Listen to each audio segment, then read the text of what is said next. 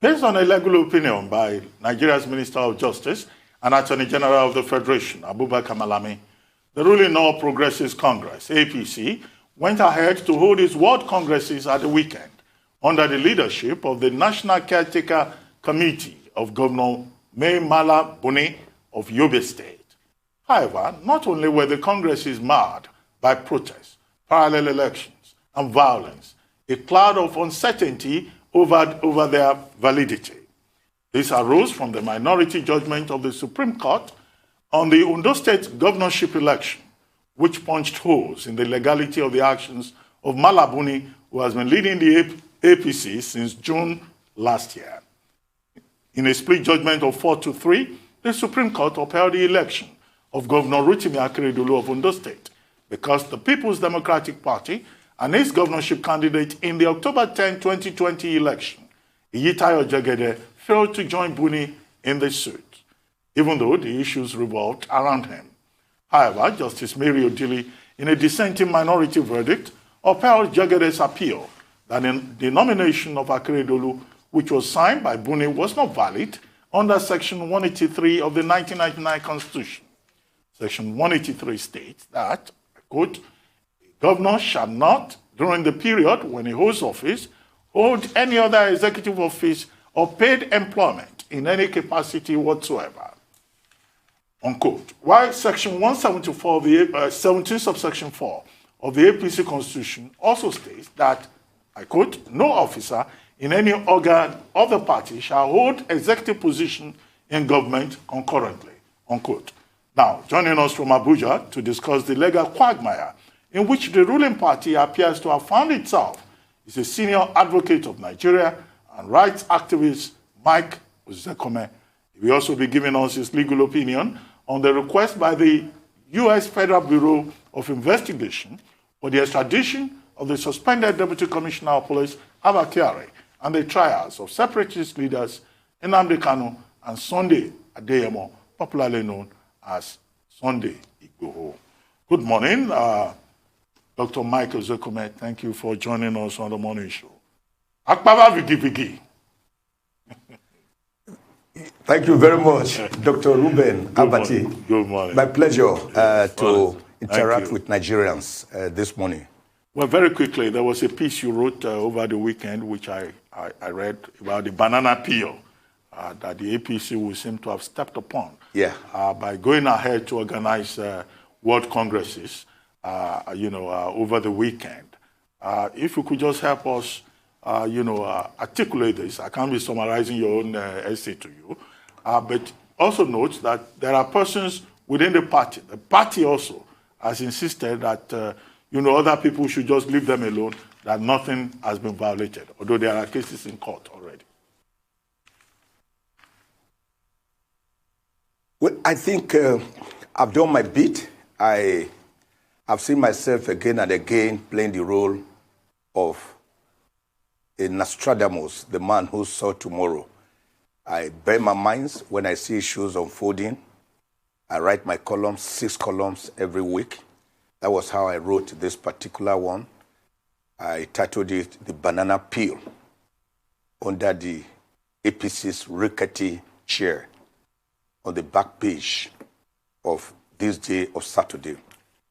I said so because it is usually very difficult, very rare, to see the Supreme Court having a split decision of 4-3.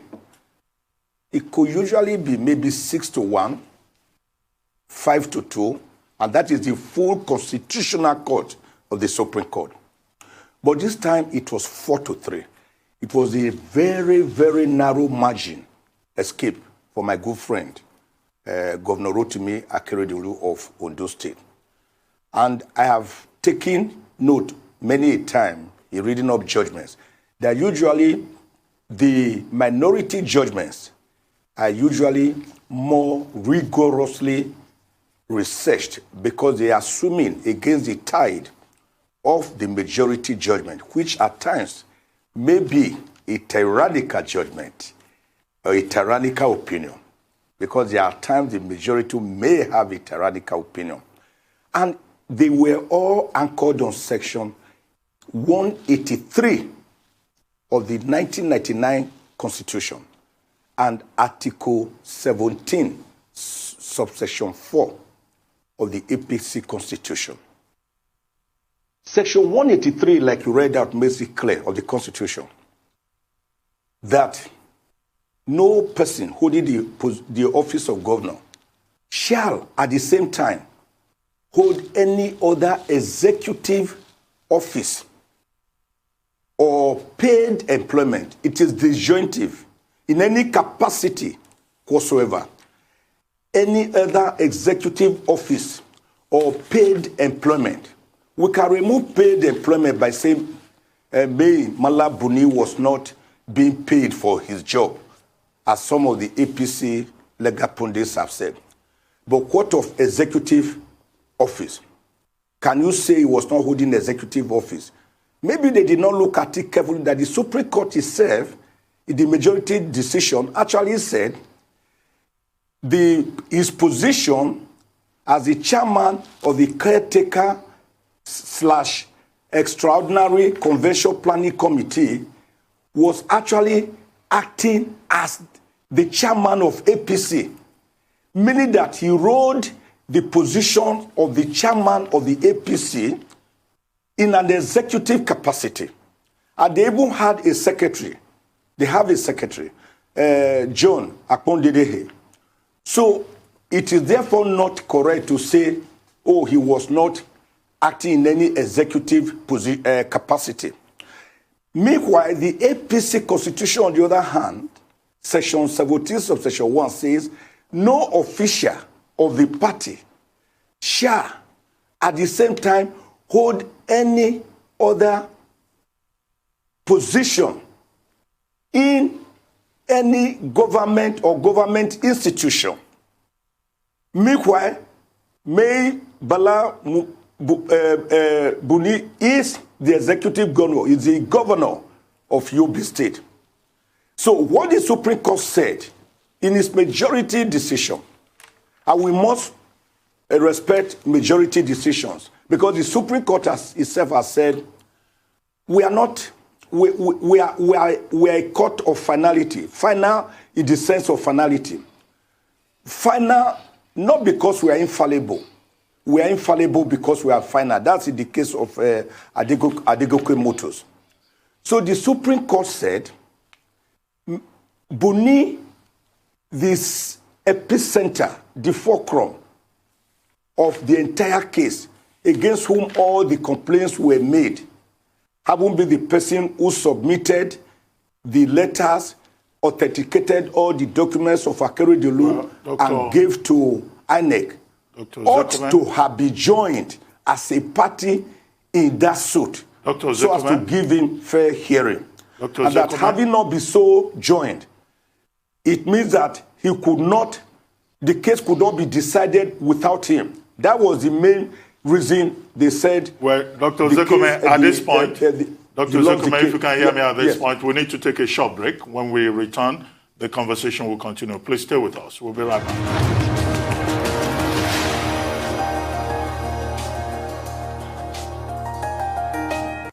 Welcome back to the morning show here on the Arise News channel.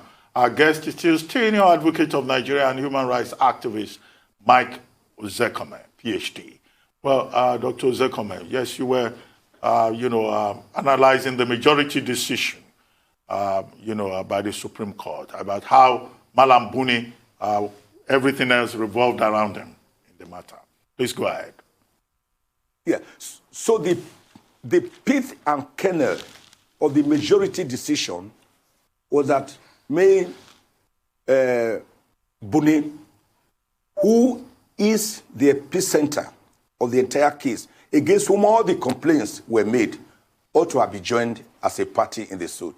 And having not been so joined, then it means that the governorship must be given to Akiti, because according to them, under Section 177 of the Constitution, the party had already sent Buni to carry out those functions. And Buni ought to have been joined. But the minority judgment is the exact opposite. He's saying, for that very reason, that a party has sent Buni, who therefore became an agent of a disclosed principal, then he needed not be joined. The law is that when there is a known disclosed principal, the APC, you don't need to join an agent. Buni, who was merely sent, he was a messenger. So I know that those who filed the case against the APC were trying possibly to run away from the provisions of Section 308 of the Constitution, which grants immunity to a governor from being sued in his personal capacity, whether in civil proceedings or criminal proceedings. So if you ask me, my own humble opinion, but like I said, the Supreme Court decision must be respected because it is 4-3 anyway, though very narrow. So majority, as we always say, carries the vote. But if I were to go, with all respect as a constitutional lawyer, I will go with the minority decision because Buni was a mere agent of a disclosed principal, that is the APC, that is already known, and that the minority decision said all actions taken by Buni as the agent of APC in terms of packaging the credentials, authenticating the documents of Governor Akeredolu before INEC were null and void and of no effect whatsoever. That is the decision. Okay. So you're right to say that this was a close shave, but I think the question now, based on the provision of the Constitution as amended, as you have said, Section 183 would then be, what can we distill to constitute another executive office for a governor in this circumstances? Because some have made the argument that there are governors holding positions as chairman of governors' forums, chairman of reconciliatory committees of their parties, chairmen of primary election committees of their party. No, so what exactly should constitute, or what does constitute another executive office for a sitting governor? I was surprised to hear some of those. I was surprised to hear those kind of argument. With all respect, how can you say chairman of governors forum? It's an executive position. Governors forum is a mere forum, as the name suggests. It's a group formed by the governors themselves to take care of their own interests. It is not constitutionally recognized. If you like, you can form 20 governors fora. It doesn't matter. They can decide to dissolve it tomorrow. But the position in a political party, which is recognized by the Constitution that there must be a political party and that a candidate can only be elected into office through the instrumentality of a political party, is in the Constitution. So a governors forum is a mere pressure group, which is not constitutionally recognized. A political party is a constitutional creation, a creation by the Constitution itself.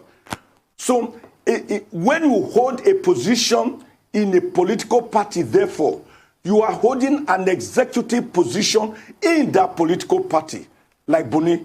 And when you are governor of a state, you are holding the position of the executive governor of that state, just like you have the heads of the legislature and also the judiciary. So that argument to me is a non sequitur. It does not arise at all. It's begging the question.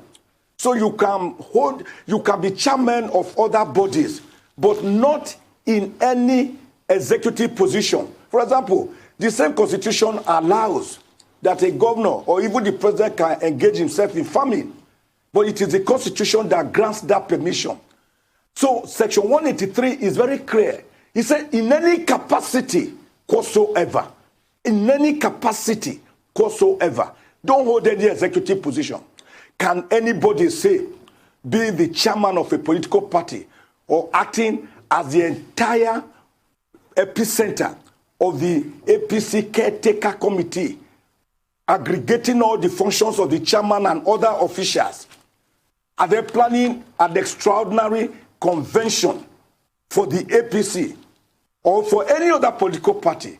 Can you say it is not executive? If it is not executive, then we have to look for the meaning of the word executive. Maybe it is legislative, maybe it is judicial, maybe it is administrative. Okay. I think that argument does not arise at all, with all respect. Okay, sir. Real quickly, I would like to know your take on what is happening in Nigeria as regards the case of the Super Cup and a certain fraudster called Hush Puppy. I mean, what's your take as regards that in Nigeria at a time like this?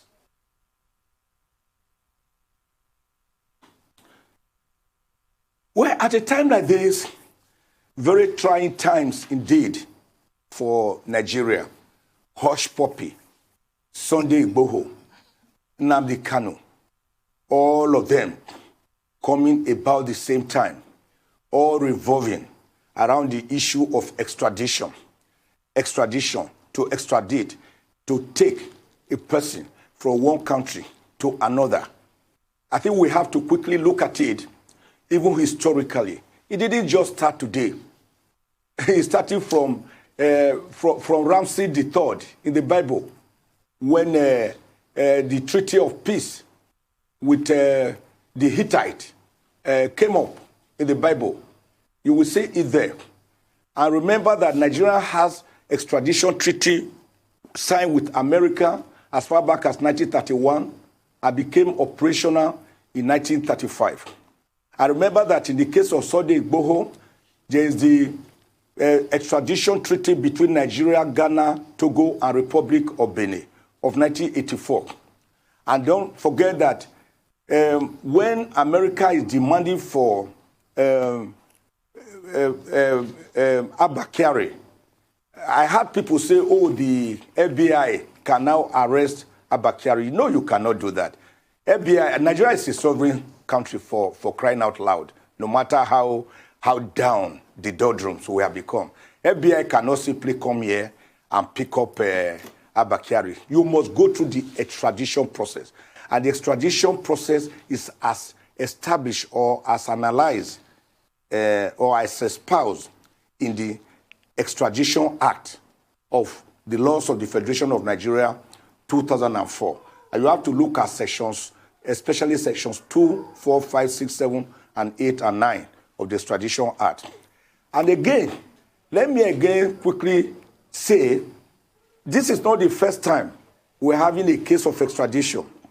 In 1963, Chief Anthony Nahoro was being looked for by the federal government of Alhaji Tafawa Balewa. They said he had committed treason or treasonable felony with Chief Obafemi Awolowo and others. Chief Nahoro found his way to London through Ghana. He ran away. So the Labour Party, with their new head, Harold Wilson, made it a big deal with some members of the Tories joining them and using the media very heavily to clamor that Nahoro be not extradited to Nigeria. But the government of Harold Macmillan, who was the minister, was caught in between and in between as to the respect for human rights of Chief Anthony Nahoro and not to hurt Nigeria as a political deal. But at the end of the day, Nahoro was extradited to Nigeria and he was tried and jailed for 15 years. It was the Gowon regime that released him and Chief Obafemi Awolowo and put them in key positions in the government so as to drive the country's progress. So extradition, therefore, did not start today. But in going through extradition, the Attorney General of the country has a crucial role to play under the Extradition Act. He and a magistrate, or under Section 251 of the Constitution, a judge of a federal high court. The country requesting for extradition, like the U.S., must make a formal request through his consular here or his representative here, that we want this man back in our country, it must be a formal writing. They must attach a warrant of arrest from their home country attaching to that request. Or if the person had been jailed, a certificate of conviction that such a person they want extradited had already been convicted in their own country. That is why they want him to come and serve his sentence. Then the Attorney General will look at the papers, whether there's enough evidence for that person to be extradited. If he's satisfied, he goes before a magistrate and presents the papers. The magistrate or judge looks at the papers critically to know whether the offense is a felony. It's not a trivial offense, whether it is an extraditable offense, or whether, because under Section 3 of the Extradition Act, if he finds that the offense the person is being accused of is of a political nature, or that the person is being persecuted for his political beliefs or religious belief or because of his race, then he can refuse the extradition. And the matter will die there. Extradition, therefore, is not something that you start today and finish tomorrow. It is labyrinthine. That was why Senator Buruji Kashamu, for more than 6 years, could not be extradited because his lawyers had to go to court to enforce his right. Question, what are those offenses for which extradition can be required? Such offenses are like money laundering, advance fee fraud, treason, serious offenses. But certainly not offenses, for example, like when you are asking for self-determination of your people, which is recognized by Article 1 of the United Nations Declaration of Human Rights of 1948, and also recognized by Article 20 of the African Charter on Human and People's Rights. And you cannot be extraditing a person, for example, like Sunday Ozekhome, if he has run to Republic of Benin to seek asylum, which is recognized by Article 12 of the African Charter of Human and People's Rights. So the extraditing, the requesting country must show that the person they are requesting to be extradited is not being requested for on grounds of politics or his belief in religion or his activities as a human rights activist, that it is simply because he has committed a crime. And that crime must also be a crime in the country making that request. So it is not something that is just easy, as easy as that. So the case of Abba Kyari, therefore, falls into the category of extraditable offenses.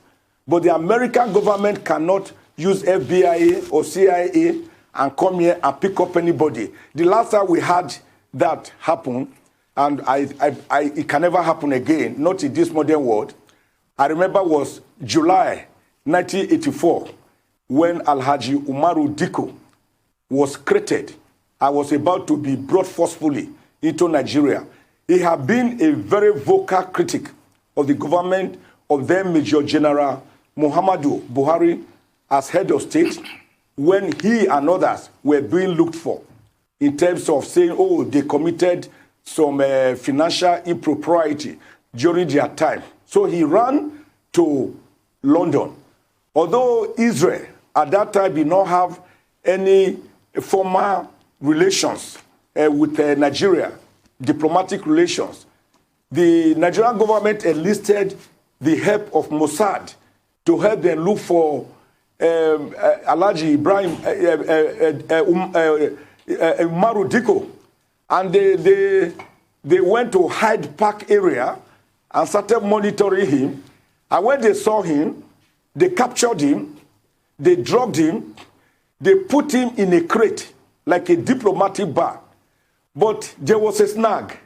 Section 21 of the Vienna Convention of 1961, saying all diplomatic bags must be carefully labeled and showed as diplomatic bags.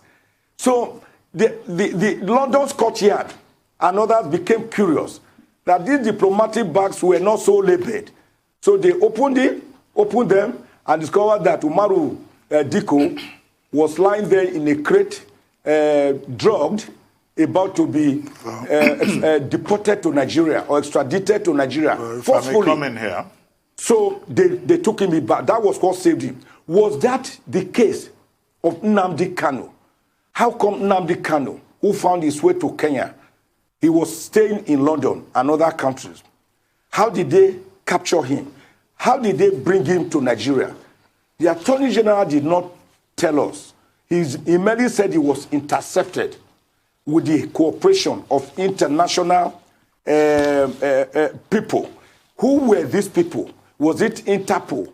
Interpol has no right to just capture a person and carry him to his country by force. For God's sake, the world is not a jungle. It's not the Hobbesian state of nature where life was short, nasty, brutish, and solitary. Well, Dr. The world is governed by laws.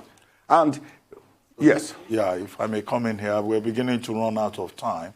But two quick things. The first one, if you can be brief about it, and then you spend some time on the second leg. It has to do with what you call the booby trap that lies ahead with regard to the APC congresses. What exactly is that booby trap that you're talking about? That's one. And then quickly, the Ozekhome case. Femi Falana SAN, who is the defense counsel in the matter, says that the Kaduna State government, going back to court to file an appeal or to present new charges of treasonable felony, is abusing the judicial process. Do you agree with him? You will recall that last week, Ozekhome and his wife, leader of the Islamic Movement of Nigeria, were both freed following the no-case submission by his defense counsel. Those two issues, quickly. The booby trap is simple. The banana peel. Buni acting in dual capacity as governor of Yobe State, which is executive, and as the chairman, caretaker, and extraordinary convention planning committee of the APC, which is also executive. Both positions being done together are forbidden by Section 183 of the Constitution and Section 17, subsection 4, Article 17, subsection 4 of the APC Constitution.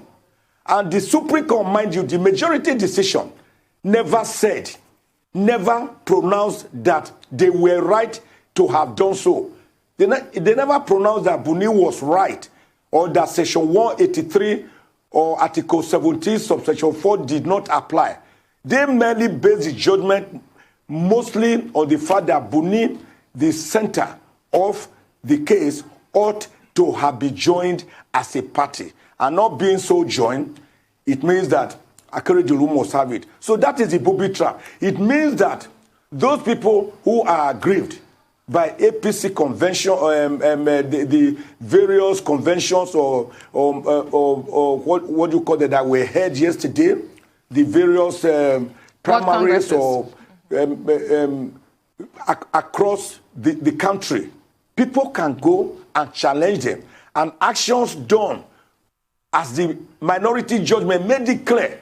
He said all actions, all matters authenticated by Buni were null and void, and that they should take the consequences of their action because they have already decided to be guided by Article 17 of their political party, and they must therefore take the consequences that arise, that emanate from their own action.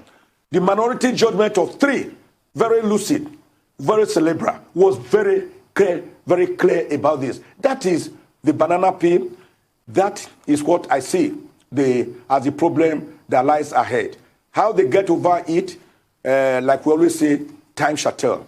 On the issue of Ozekhome, I totally agree with my brother, friend, Alene brother Sikh, Femi Falana, that Ozekhome, who has been under torture, under incarceration, since 2015, as soon as this government came on board, he's just being persecuted. when something leaves the realm of prosecution to being persecuted, it becomes abhorrent. Not only illegal and unconstitutional, it also becomes immoral. Ezzazaki, after 6 years since 2015, of brutal, excruciating trial, was finally released or had to be released by the High Court in Kaduna State with his wife just last week. But do you know what? About 2 days before the judgment, the Kaduna State government, apparently knowing or seeing the signs that they had not made out a case against this man, quickly prepared and filed fresh charge against this man and his wife so as to hold them down. You see, what I always tell these people is that they seem to forget that power is ephemeral and that it comes and goes like a bubble. That it is a case of soldiers go, soldiers come, but barracks remain. That they will not be there forever. You cannot keep a man and his wife away for 6 years, and after a competent court of law made them to regain freedom, you again use style, what you call artifice and design and devise craftily like a tortoise to keep them back by slamming on them fresh charge. There must be an end to trial. I expect my friend Femi Falana to go to court. One, to say it's an abuse of court process. It's outre for acquit. It's the doctrine of double jeopardy. Having been acquitted, they cannot be tried for the same offense or offense similar. And if they appeal, they cannot file appeal at the same time simultaneously and be filing plea. Either way, the government will lose out to Ezzazaki. Let my people go. Let my people go. This government should let the poor people, the beleaguered people, the suffering people go. If they cannot be given food and shelter and safety, at least let them be. You cannot beat a person and tell him not to cry again. What has Ezzazaki done? If Justice Kolawole, more than 3 years ago, had granted the ruling, granted these people bail, he said, okay, if you say this man is so dangerous, I hereby grant him bail. Build a small house for him. Let them stay there. Post people to guard the house. What if the Ezzazaki was of the majority Islamic faith? Would he suffer that? It's because they see that his own faith is of the minority. Should the Nigerian government get out, look at Section 10 of the Constitution, and get out of religious matters to know that the state shall not be interested in religious matters? Should they get out of all this Jerusalem pilgrimage, all this Hajj Mecca pilgrimage? What is their business?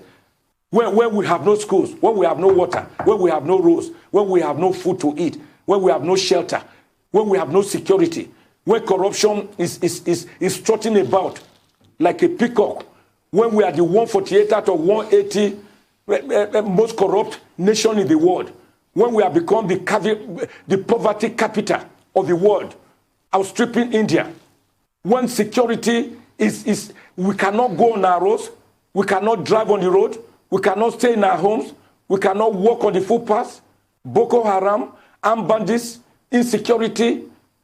What? We have never had this so bad, for God's sake. We have never had this so bad. Judge, let any Christian pick up the Bible, or any Muslim pick up the Holy Quran, or any atheist or idol worshiper pick up the iron, the Ogun worshiper, and say, I am better off today in Nigeria than I was in 2015. I will want the person to challenge me to a television debate, to be televised live, if possible. Bring CNN and BBC and all the stations in Nigeria. Let us look at all the indices from 2015 to now. 2015, when Nigeria was rebased as the biggest economy in Africa, with over $500 billion rebased economy, overtaking South Africa. I want to see the indices that any person can say we are not worse off today than we were in 2015. This government should guide this law. You see this thing on my table? And let me show it. The buck stops here by ex-American President Harry Truman. The president must accept responsibility. If he fails, they will say the Buhari government failed. If he succeeds, it will be said that the Buhari government succeeds. He must accept responsibility, rein in his people, and have a better government. He has less than 2 years. Time is no longer on his side. He has less than 2 years. This is August. He has actually 1 year, just 1 year and about 10 months more. Or about 1 year and 9 months more. Time is running fast. What he does between now and then may still give him opportunity to leave his name in gold. But if he takes us to 2023, in this tattered, this battered, this wobbling, this groggy, this dudley manner that we are in today, I'm sorry. Thank you very much. I'm sorry. Thank you very much, Dr. God bless Michael Nigeria. Ozekhome, for your time and for joining us on the morning show. Thank you very much indeed.